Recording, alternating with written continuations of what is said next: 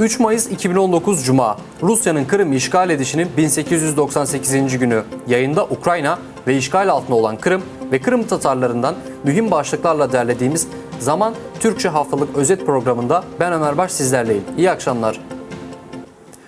Rusya-Ukrayna ilişkileri kesinlikle kardeş ilişkileri olarak adlandırılamaz. Kırım işgalinin ve Donbas'taki savaşın ardından Ukrayna ve Rusya'yı birleştiren tek şey 2292 kilometre ve 400 metre olan devlet sınırı.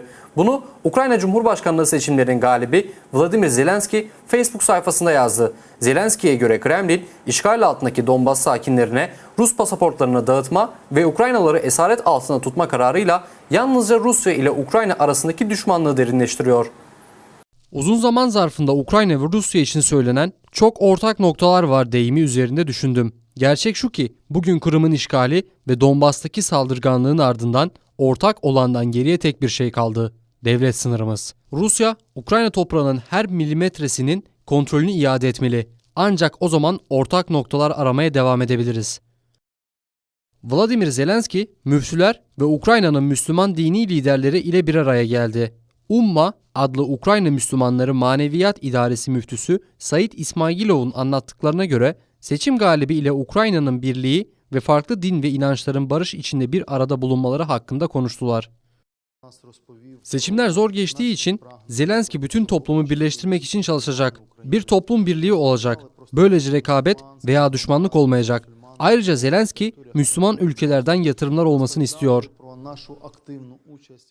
Arama kisvesi altında baskınlar. 30 Nisan'da işgalci güvenlik güçleri işgal altındaki Kırım'ın Akmescit bölgesindeki 3 Kırım Tatar'ın evine girdi.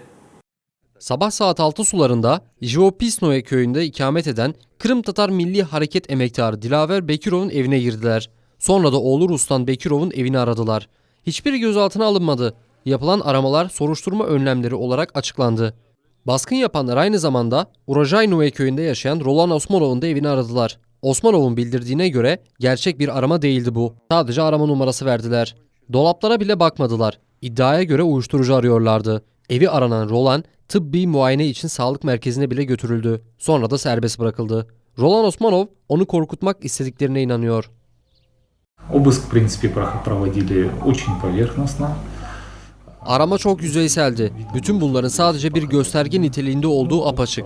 Aramayı bir şey bulmak için değil, beni korkutmak için yaptılar. Beni takip ettiklerini ve her an evime girebileceklerini göstermek için bunu yaptılar. Siyasi mahkum Eden Bekirov'un sağlık durumu hızla kötüye gidiyor. Bu durum avukatı İslam Veliaye tarafından hapisteki müvekkiliyle yaptığı görüşme sonrasında açıklandı. Avukatın ifadesine göre Bekirov'un göğsünün sol tarafına bir aydan fazla bir süre önce başlayan ağrı durmadı. Güçlü öksürük ve yüzünün şişikliği gelişti. Ayrıca Bekirov devamlı şekilde nöbet geçiriyor. Bekirov diyabet hastası olmasına rağmen akrabaları bir haftadan fazla bir süre kan şekeri seviyesini ölçmek için test cihazını bile kendisine ulaştıramıyorlar. Avukatı müvekkilinin sınır noktasına itilmekte ve Bekirov'un artık açlık grevine başlamaya niyetli olduğunu bildiriyor. Müvekkilim sınır noktasına getirildi. Bana ne olduğumu bilmiyorsam ve sağlığımın kötüleştiğini hissediyorsam neden yaşayayım ki demeye başladı. Bu durumda bile ona hiçbir şekilde tıbbi yardım göstermiyorlar.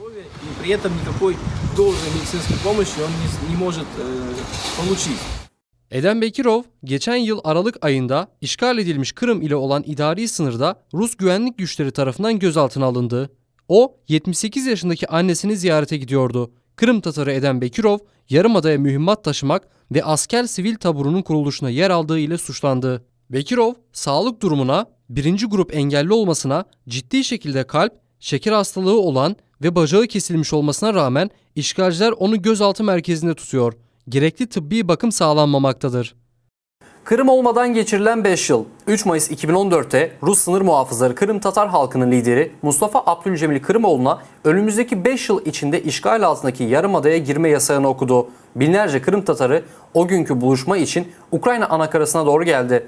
Ne sınırdaki Rus güvenlik güçleri ne de ağır askeri teçhizat ve makineler liderleriyle görüşmeye engel olamadı. Birçoğu 3 Mayıs adlı davada sanık oldu. Mustafa Abdülcemil Kırımoğlu'nun evinin yolunun neden ve nasıl engellendiği detayları haberinin devamında. 2014 yılı Mayıs'ın 3. günü. Kırım Tatarlarının geleneksel Hıdrellez bayramını kutlamak yerine binlerce kişi liderleri Mustafa Abdülcemil Kırımoğlu'nu karşılamak için Kırım idari sınırına gitti. Yarımada'nın işgalci güçleri Kırımoğlu'nu istenmeyen adam ilan etti ve Kırım'a girmesini yasakladı. Hıdrellez için tüm çalışmalara devam etme kararı aldık ve zaten çok büyük bir çalışma vardı. Ben insanları 3 Mayıs sabahı idari sınırda Mustafa Ağa ile görüşmeye çağırdım. Liderimizle görüştük fakat Kırım'a giremedi. Karşılamaya gelen insanlar tüm müdahale ve silah seslerine rağmen güvenlik kordonunu kırıp geçti.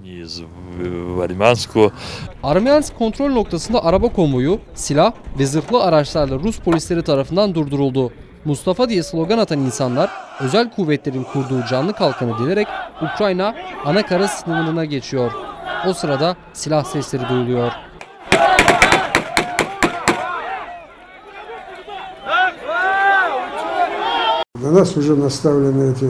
Zırhlı personel taşıyıcıları zaten bizim üzerimize yönelmişti. Her şey engellenmişti. AMON kuvvetleri ve en ilginç şey ise tarafsız bölgeden bize nişan alan keskin nişancılar olmasıydı. Sanki onlarla savaşmaya geldik. Aynı zamanda çok büyük bir Kırım Tatar grubu Mustafa, Mustafa diye haykırıp geçti. Onları içeri almadılar. Havaya ateş açtılar. Ama yine de kalabalık kordondan içeri girdi. Vatansız geçen 5 sene. Rus sınır muhafızları 3 Mayıs günü Kırım Tatar halkının lideri Mustafa Abdülcemil Kırımoğlu'na böyle bir karar okudular. Yarımada'nın kendi kendini ilan eden otoritesi ilkeli bir pozisyona girmesini yasakladı. Yarımada hiçbir zaman Rus toprağı olmayacak. O günleri hatırlarken Mustafa Abdülcemil Kırımoğlu o an için tek bir şey düşündüğünü ifade ediyor. Halka karşı kanlı misillemelerin nasıl önleneceğini. Потом еще нам сказали, что вот тех людей, которые незаконно перешли кордон, их тоже не будут пускать обратно. Там было много молодых людей, очень горячих. Говорили, ну мы пробьем тогда боем, с боем. Я говорю, вы что, ребята, с каким боем пройдете? У вас в руках даже палок нету, они там с автоматами. Там будет вообще кровавое месиво. Kırım Tatarları arasından 5'i hapis cezası, 100'ü para cezası aldı. 3 Mayıs olaylarından sonra Musa Abkerimov, Rüstem Abdurrahmanov, Edem Ebulisov, Tahir Smedlya ve Edem Osmanov tutuklandı. Tahir Smedlya itirafta bulunuyor. Hiçbir şeyden pişman değil. Mustafa Abdülcemil Kırımoğlu'na tekrar destek göstermek gerekirse bir saniye bile tereddüt etmeyeceğini söylüyor. Tekrar oraya gitmeyi teklif ederlerse sorgusuz sualsiz hiç düşünmeden giderim. Söz konusu olan liderimiz Mustafa Abdülcemil Kırımoğlu. Nasıl olur da gitmezsin? Nasıl olur da Mustafa Abdülcemil Kırımoğlu'nu evine göndermezler? Bunu yapan Aksionovlar. Para cezasını alanların çoğu yolu kapatanlar değildi. O yoldan tesadüfen geçenlerdi. Kolluk kuvvetleri onları video gözetim kameralarının yardımıyla tespit etti. Bana video görüntülerini gösterdiler. Ancak orada gösterdikleri ben değildim. Bu nedenle kollarımdaki kaslarımı açıp göstermem söylendi. Ben reddettim. O yüzdense duruşmayı ertelediler. Ana vatanına girme yasağı 2019 yılında bitiyor. Bu süreç sonrası Kırım Tatar halkının lideri tekrar evine dönmeye çalışacak. Ukrayna'ya ait olan Kırım'a. Тоталитарные режимы рухаются, падают, распадаются неожиданно. Ну, вспомните, Советский Союз до последнего дня вел себя так, как будто бы еще века собирается продлить. И в один прекрасный день сказали, что нет Советского Союза. То же самое, я думаю, произойдет с Российской Федерацией.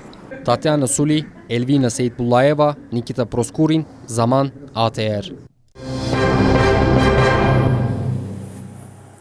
Rus uslubunca 1 Mayıs'ın sıcak kutlamaları, İşçi Bayramı'ndaki gösterilerde ülke genelinde kolluk kuvvetleri tarafından 100'ün üzerinde kişi gözaltına alındı. Tutuklananların yarısından fazlası Sankt Petersburg vali seçimlerinin adil geçmesini talep eden gençlerdi. Rus güvenlik güçleri protesto eden topluluğu kovdu ve yaklaşık 60 kişi bölge polis departmanlarına gönderildi. Mahaçkala, Novgorod ve Kursk şehirlerinde polis terör eyleminin tehdidi nedeniyle iddia edilen Monstratsiya gençlik hareketini engelledi. Daha sonra gözaltındakilerin çoğu güvenlik güçleri tarafından serbest bırakıldı. Rezil polisler. Sevgili vatandaşlar, halka açık olan etkinlik bitmiştir. Lütfen görsel ajitasyon araçlarınızı toplayın. Ukrayna ve Türkiye birlikte yeni bir savaş tankı üretecek. Bu karar İstanbul'da Ukrayna Ulusal Güvenlik ve Savunma Konseyi Sekreter Yardımcısı Sergey Krivonos ve Türkiye Savunma Sanayi Sekreteri İsmail Demir tarafından kabul edildi. Buna ek olarak ülkeler kendi savunma endüstrileri hakkında bilgilendirme alışverişinde bulunacaklar. Türk ordusu 120 kalibrelik bir Ukrayna tank savar füzesiyle donatılacak. Bu silah NATO standartlarına uyuyor ve 5 kilometre mesafedeki hedefleri vurabiliyor. Bunun karşılığında Türkiye, Ukrayna'ya tank karşıtı sistemler için termal kameralar ve yazılıma dayalı askeri telsiz verecek. Hatırlatmak gerekir ki Mart ayında 7 kilometre yüksekliğindeki düşman pozisyonlarını yakalayabilen ve 4 kilometrelik bir mesafede keşif yürütebilen bir takım Türk İHA donanımı Ukrayna'ya teslim edilmişti. Bir yıla ertelendi. İşgal altındaki Akmescit'te sözde baş cami gelecek yılın 21 Nisan'ında açılacak. Rus Devlet Duma Milletvekili Ruslan Balbek de şikayetçi. Cami, sürgün edilen Kırım Tatar halkının rehabilitasyonu hakkındaki kararnamenin Putin tarafından imzalanmasının 5. yıl dönümü ile tamamlanacaktı. Her şey zamanında yapıldı. Ancak Türkiye Cumhurbaşkanı'nı cami açılışına davet etmek fikrinden vazgeçmediler. Rusya Devlet Başkanı Vladimir Putin, Recep Tayyip Erdoğan'ı Akmescit'te İslam dünyasının önderi sıfatıyla davet edecek. Şimdiye kadar Türkiye'nin Kırım'la ilgili konumu değişmedi ve değişmiyor. Rusya'nın Ukrayna yarımadasını işgal ettiğini kabul ediyor. Onlar için Türkiye'nin Kırım'ın ilhakını tanıması önemli. Bundan öte Türkiye'de yaşayan ciddi bir Kırım Tatar diasporusu mevcut. Kırım'daki Kırım Tatar nüfusundan 10 kere daha fazla. Rusların bu teklifi gerçek imkanlarla hiç bağdaşmıyor. Bu net bir propaganda. Türkiye Cumhuriyeti Başkanı'nın Kırım'ı ziyaret etmesinin imkanı yok. Çünkü bu Türkiye'nin mevcut konumu ile örtüşmüyor. Türkiye pek çok kere Kırım'ın ilhakını tanımadığını ve yarımadanın Rusya'nın bir parçası olmadığını ifade etmişti. Birlikte mücadele etmek. Hapsedilmiş Kırım Tatarlarının, avukatların ve sivil aktivistlerin akrabaları Kırım Dayanışması'nın aylık toplantısı için bir araya geldi. Toplantı esnasında siyasi mahkumların savunucuları müvekkillerinin davaları üzerindeki son ayrıntıları anlattı. Mahkum yakınlarına kağıt çiçekler ve kartpostallar verildi. Toplantı ayrıntılarını haberimizin devamında izleyelim. Rusya'ya sık ve zorunlu seyahatler. Bir ay devamında Rostov-na-Donu bölgesinde Kırım Tatarları 27 Mart günü gerçekleşen kitlesel baskınlar sonrasında gözaltında tutuluyor. Sivil aktivistler yasa dışı tutuklu olan Kırım Tatarlarına yurttaşları tarafından gönderilen yardımları götürmek için binlerce kilometre yol kat ediyor. Avukatlar tutuklu olan herkesle görüşme sağlayabildi. Hak savunucuları tutukluların sağlık durumunu, bulundukları koşulları öğrendi ve halihazırda haklarını koruma taktiklerini kabul etti. Neredeyse tüm avukatlar Rostov şehrindeki müvekkilleriyle görüştü. Sağlık durumlarını, içinde bulundukları koşulları ve gereken her şeyi öğrendi. Bugün Rostov'da 23 kişi tutuklu bulunuyor. En son gözaltına alınan Rahim Ayvazov halen Akmescit'te.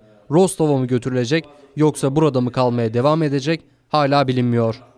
Böylece kitlesel baskın sırasında 23 tutukludan biri olan Seyran Murtaza, avukatı Ayder Azamotov'a cezaevindeki insanlık dışı koşullardan bahsetti. O, Taganrog gözaltı merkezinde tutuluyor.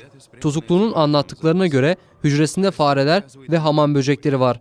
Ayder Azamotov'un bir başka müvekkili Yalta grubuna dahil olan Arsen Cepparov'un bulunduğu şartlar daha da vahim. O, AIDS'li ve tüberküloz hastası olanlarla aynı hücrede tutuluyor. Arsen Cepparov'un sağlık sorunları vardı. Zaten var olan hastalıklarına bir de ciddi hastalıkları olan insanlarla birlikte tutulması sorunu eklendi. Sözde terörle suçlanan Akmescit grubundan olan tutukluların duruşmaları aktif aşamaya geçmiş bulunuyor. Teymur ve Üzeyir Abdullayev, Emil Cemadinov, Rüstem İsmailov ve Ayder Saledinov da Rusya'nın Rostov şehrinde tutuluyor. Onlar Rusya'daki mevcut rejimi devirmek ve Kremlin tarafından yasaklanmış olan Hizbut Tahrir örgütüne katılmakla suçlanıyorlar. Avukatlar savcının delillerini sunmayı çoktan bitirdiğini söyledi. Şimdi de sıra savunma tarafında. Eminim bu işin saçmalığını ispatlayabileceğiz. Ancak bunun politik bir sipariş olduğunu anlıyoruz. Yalta grubunun davaları bugün yeni başladı diyebiliriz. Akmescit grubu için savcılık konuşma, videolar gibi kanıtları göstermeyi bitirdi. Şimdi de savunma tarafının kanıtlarını sunma aşaması geldi. Avukatların hepsi bu davaların tümünün siyasi altyapısı olduğundan hemfikir. Buna rağmen pes etmemek gerekiyor. Mücadele sonuna kadar devam etmeli ve bu tür toplantılar çok önemli. Toplananlar siyasi mahkumların fotoğrafları bulunan kartpostallar hazırladı. Tutukluların ailelerine desteklerini dile getirdiler. Toplantı dua ile sonlandırıldı. Reyhan Aliyeva, Zaman, ATR. 27 Mart'ta işgalciler tarafından tutuklanan Kırımlı siyasi mahkumlara destek amaçlı eylem. Kırım Müslümanları İdaresi'nde kayıtsız kalmayan insanlar Bir Vücut adlı eylem için ikinci kez toplandılar. Toplantı amacı bir kez daha birliklerini göstermek ve işgalciler tarafından Kırım Tatarlarına karşı yapılan baskıları kınamaktı. Tek vücut eylemi ikinci defa kayıtsız kalmayan insanları topladı. Bu sefer toplantı 27 ve 28 Mart tarihlerinde Akmescit bölgesinde gözaltına alınan aktivistlere karşı kitlesel baskınlar konusunu içerdi. O 2 gün içinde 57 çocuk babasız kaldı. Bu operasyon Rusya için 3,5 milyon rubleye mal oldu. Peki ne için? Huzurlu, masum insanlarla savaşmak için. Olaylar halkı daha çok birleştirdi ve ardından eylemciler 1000'den fazla kişinin katıldığı "Biz Kırım Dayanışmasıyız" flash mobunu başlattılar.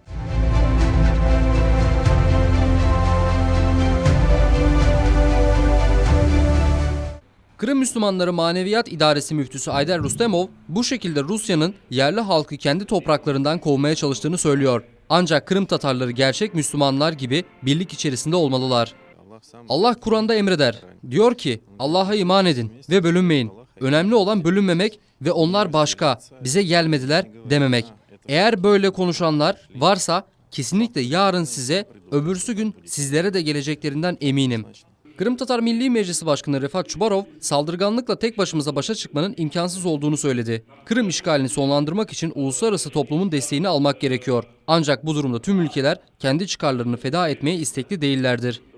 Rusya Federasyonu, Kırım Tatarlarını en azından Müslüman oldukları gerçeğinden dolayı koruyabilen ve savunacak birçok devleti kendi etrafında tutmayı başaran devletlerden biri. Saldırgan mekanizmanın tüm kurbanlarının kısa sürede serbest bırakılması için eylemin sonunda katılımcılar dua etti. Ya Rabbim Ramazan ayına kavuşmağa ve en güzel şekilde onu geçirmeye nasip eyle. Tek vücut eylemi Rusya tarafından yasa dışı olarak tutuklanan Müslümanların serbest bırakılmasını ve çocukların bir an önce babalarına kavuşmasını isteyen bir flash mobla tamamlandı. Her isteyen siyasi mahkumların ailelerini desteklemek için bağış toplama kampanyasına katılabilir. Milena Amedi, Hasan Eminov, Nikita Proskurin, Zaman, ATR. Kırım Tatar sürgününün yıl dönümü, trajedinin 75. yıl dönümü için logo Kiev'de geliştirildi ve onaylandı. Bu haber Kırım Tatar Milli Meclis Başkanı Refat Çubarov tarafından Facebook sayfasında yayınlandı. Bu logo 18 Mayıs'ta gerçekleşen Kırım Tatar halkının soykırımının kurbanlarını anma gününe adanmış tüm etkinliklerde kullanılacaktır. Logo Kırım Tatarca, Türkçe, Ukraynaca ve İngilizce dillerinde geliştirilmiştir. Geçtiğimiz günlerin önemli başlıklarıyla derlediğimiz yayınımızın sonuna geldik. Haftaya aynı gün ve saatte, yani Cuma akşamı Kiev saatiyle 22'de görüşene dek en ilginç ve tüm haberlerimizin tekrarlarını YouTube kanalımızdan izleyebilirsiniz. Şimdilik hoşça kalın.